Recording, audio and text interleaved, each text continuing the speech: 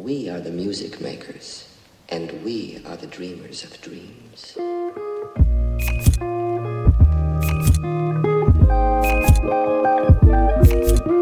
Hi everyone, welcome back to another video. With midterms right around the corner, I thought I'd key you in on my study method for big tests. This method has granted me A's and B's on all these tests, so hopefully it'll be helpful to you too. Without further ado, let's get into the steps.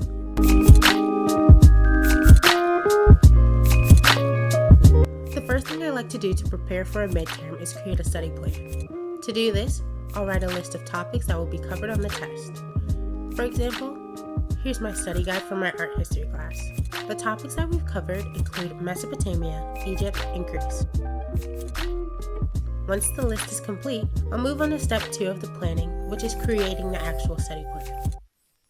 The timeline I like to stick to is the week before the test. For example, if your test is on the 21st, you do your studying from the 11th to the 15th. I personally like to take weekends off, but if you like to study on weekends, go ahead and factor those in.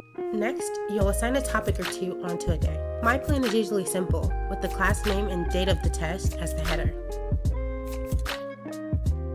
Under that will be the dates and the topics I'll study. If you want to get a little fancy, you can add checkboxes.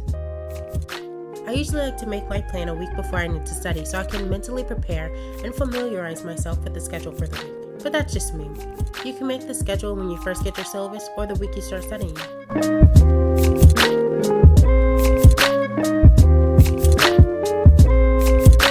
The next step would be to actually follow your plan and get to studying.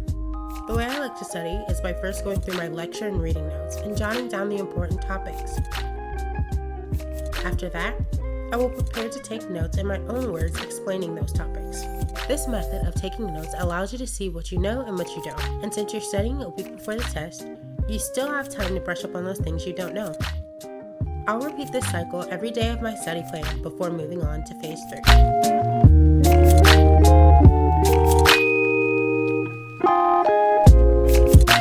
The week of my test, I like to revisit my notes and reread them, highlighting important things along the way. After this, I'll usually create flashcards with the most crucial information on them. For my art history class, this was the date of periods and the specific art pieces associated with them.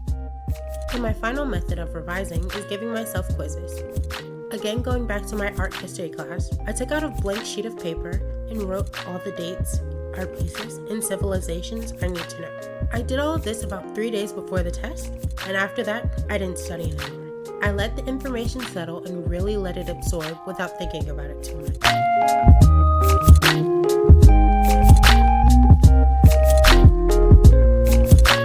Okay, it's been a week of studying and it's time to take the test.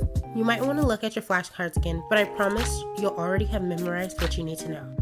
I know test anxiety affects a few, and if it calms you down, like it does me, go ahead and give yourself another quiz. After the quiz, you should be able to grade yourself without looking at your notes. The final step in this preparation is to take your test and ace it.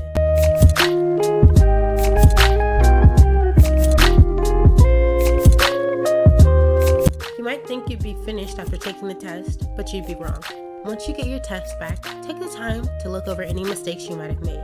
Take some time to reflect on your performance and strategize how you can improve next time. Even if you get a 100 on the test, there's always something you can improve.